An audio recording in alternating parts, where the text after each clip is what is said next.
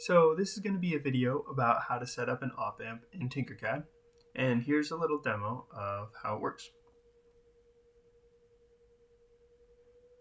Alright, there are a variety of reasons you need to use an op amp in your circuits. In my particular case, I wanted to power some NeoPixel LEDs from a microcontroller. However, the microcontroller I was using was only capable of 3.3 volt logic, and the NeoPixel lights perform best when they have a data input at 5 volts. While many 3.3 volt microcontrollers, including the one I was using, have a 5 volt pin, this pin is not able to transmit data, only power, and I need the ability to send data to the NeoPixels in order to tell which lights to turn on and what color they should be. One way I can do this is using an operational amplifier or an op amp to amplify the signal from the microcontroller pins and preserve the data I want to transmit. So this is what I have set up.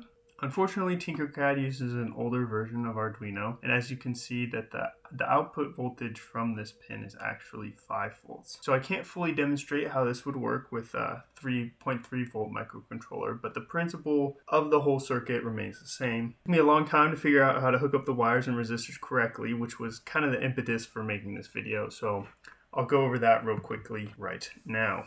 So we have the pin from the Arduino or microcontroller board hooked up to the in plus, or the non-inverting input of the operational amplifier. We then have the ground from the microcontroller hooked up to the ground bus on the breadboard. This just is a common ground shared between everything in the circuit. We then have what we like to call resistor 2 is hooked up to the output pin and also to the non-inverting input, or the in minus pin. This in minus pin is also connected to resistor 1, which is connected to the ground bus. Ground bus, I just added this little jumper wire to connect the two ground buses, and over here I have it connected to 2 batteries in series. Now, I did this to simulate a 12 volt power supply, which is the one that I'm using in my particular project. So I just have a 9 volt battery connected to 2 1.5 volt batteries. So 1.5 and 1.5 is 3 volts. I connected them in series, so I connected the negative terminal of the battery to the positive terminal of the other battery, then connected that negative terminal back to the negative bus over here. So now I have a 12 volt power supply.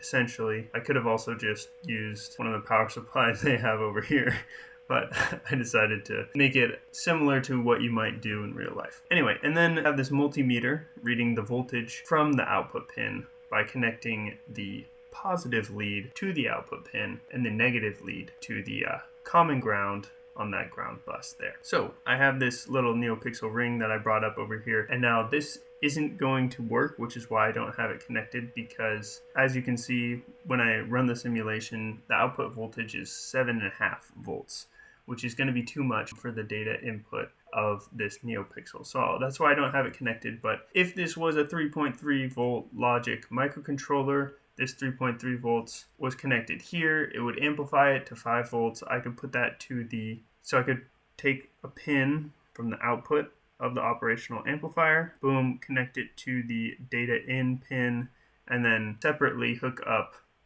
some pins to ground and to 5 volts as well. LED ring needs to be powered off of 5 volts, so I wouldn't want to connect it to the 2 buses here with the 12 volts because that would fry the ring. So it would need to be connected to another power supply or some other source of power, possibly the 5 volt pin from the microcontroller, though you want to be careful with that also because these take a lot of current and you don't want to draw too much current or else you could damage your microcontroller. Anyway, important things to note, what I have set up here is called a non-inverting amplifier. Op amps can be used to do a lot of different things. I don't know any of them. All I know is this, but I have heard that they can be used to do a lot of different things. And if you connect voltage you want to amplify to this non-inverting input, whatever voltage it is, positive or negative, is going to be the same voltage that's going to come out of your output pin here. So we have a positive voltage going in, there's a positive voltage going out. From what I understand, an inverting amplifier would invert that voltage. So if you had a positive going in, negative, it would be negative out, and vice versa. So negative going in, it would be positive going out. So what we have set up here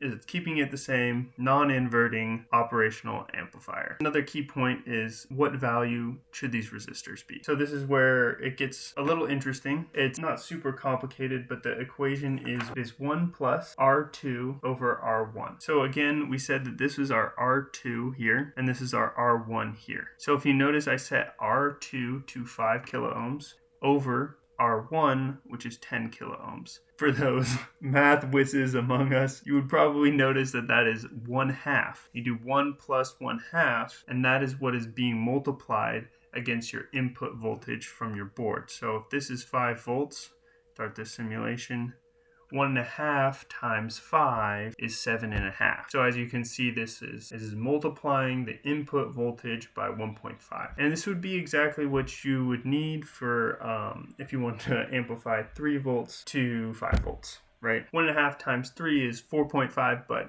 that's roughly around what you would need. As much as electronics seems really black and white, all kind of ranges. It's around 5 volts that is good for the NeoPixel, and it's going to be around 5 volts that you're going to get out of your operational amplifier, and the resistance of your resistor is going to be around 5 kilo ohms. You know, it's all rough estimates. So if it's not perfect, I think you should be just fine. So I hope that helped you out. Again, if you needed just like a quick review, where do the things go? From the pin on the microcontroller to non-inverting input. R2 connected to output and to inverting input. R1 connected from inverting input to ground. The power plus is connected to the battery. Power negative right here is connected to ground. And I should note that if you're looking at the schematic of your particular operational amplifier, it will probably say VCC plus and VCC minus. That's just your power in, your power out. So VCC minus going to be connected to your ground. VCC plus is going to be connected to the positive terminal of your battery. So I hope that helps, and let me know if you have any questions in the comments below, and I can hopefully answer them. I'll put a link for this Tinkercad in the description of the video